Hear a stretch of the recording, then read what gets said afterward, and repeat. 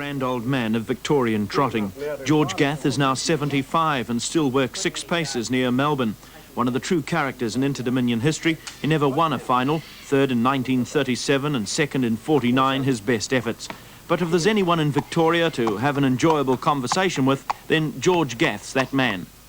The best horses in my day would mix it with popular arm and them now. And I might think I'm childish and going back in the long days, but I'll have to bring 2 of your New Zealand horses in and they'll know that this fella wouldn't have much on Caduceus or Cardigan Bay. And maybe I haven't spoke about your very, very best either.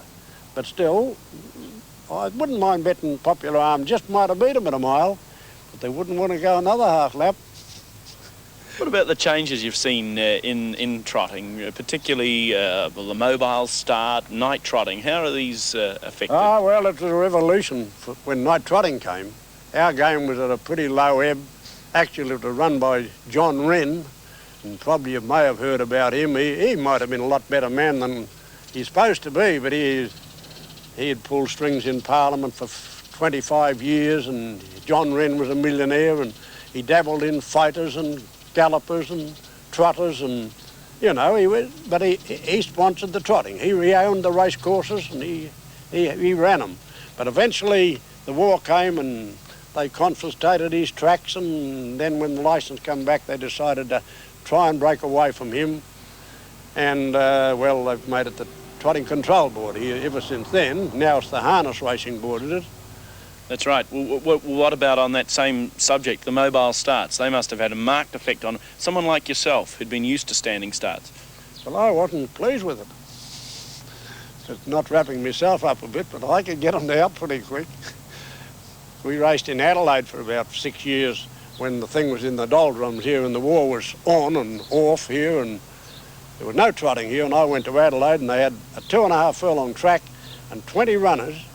And, you know, if you had to be out to have a winning chance, nearly. But anyhow, I invented shortening hobbles on horses. A lot of them use them now, but I had them before some of the others knew about it. Tight overchecks, removable overchecks. You could let them down after you went, pulling the deafness out of their ears after you got away from the barrier. They couldn't get away with the deafness and all that, but they'd get out quietly with deafness on them. And after you'd gone a bit, you could pull them out, and gee whiz, he'd come to light. You'd think you hit him with a battery sometimes. But you must have tried various, you know, means, obviously, to improve your horse's performance. Oh, well, I did. I was keen. I looked around, seen what the other fellows were doing, and I was trying to do that and a bit more. But anyhow, I could keep winning races. What to you was the ultimate in trotting at those days? Was it winning an Inter-Dominion? Did that mean a lot? I think that was it. And then a Hunter Cup. Maybe if I was a bit smart, I'd tell you I won a lot of derbies. 17, I think. That's But I mean, I got a bit keen on derbies, and we reckon derbies are the hardest thing in the world to win, because the horse is only 3-year-old when he is 3-year-old, but if you had a Hunter Cup candidate, he might win it when he's 4, he might win it when he's 5, he might be all right when he's 6. But you had to have a derby horse ready when they said that was the night. One chance, yes. What about New Zealand involvement, Australian involvement? Did you always enjoy mixing it with the New Zealanders who brought their good horses over here? Yes, we did, and we've always found them terrific fellows, and I knew quite a few of them when we first tripped there in 1931. And as they kept coming back, and some of them I've nearly forgot them now, but we found out, but they only brought good horses, and they had very good. They were better than us. Were they tough horsemen? Oh, tough horsemen and good drivers, and they used to train their horses harder than us. And I know you're galloping ones too. We kept, I wasn't a one-eyed barracker. I used to keep an eye on the Melbourne Cup class or the best horses around. We listened in now to the big races and anything that's worthwhile. But they tell me that the New Zealand galloping trainers, they worked them twice as hard as ours. In fact, when I went to New Zealand with my horses, and I said to Billy Thompson something about it, he said, "Oh, you'll have to work them pretty hard here, George." I said, "Oh, yeah, I hobble them a couple of times a week and that." Well, he said, "That's not enough." He said, "You ought to know what you do at home." I said, "Oh, well, we've got an idea." Well, he said, "Whatever you've done at home, do it twice as hard here." When you look back on the sport that you've been involved with, the industry that you've been involved with so many years, what do you really think of trotting?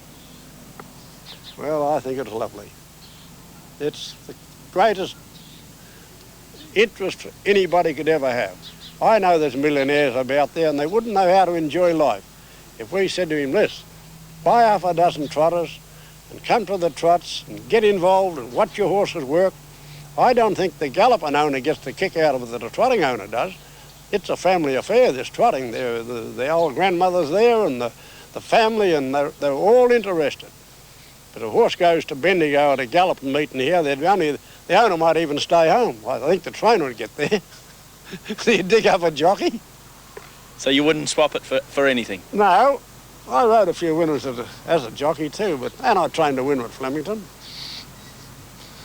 A steeplechaser. Is that so? That's so, yeah. So you're a man of many parts, George Gath. Not really. I didn't do much in the galloping game. I did have a VRC licence for a little while. I was one of the few that had a dual licence.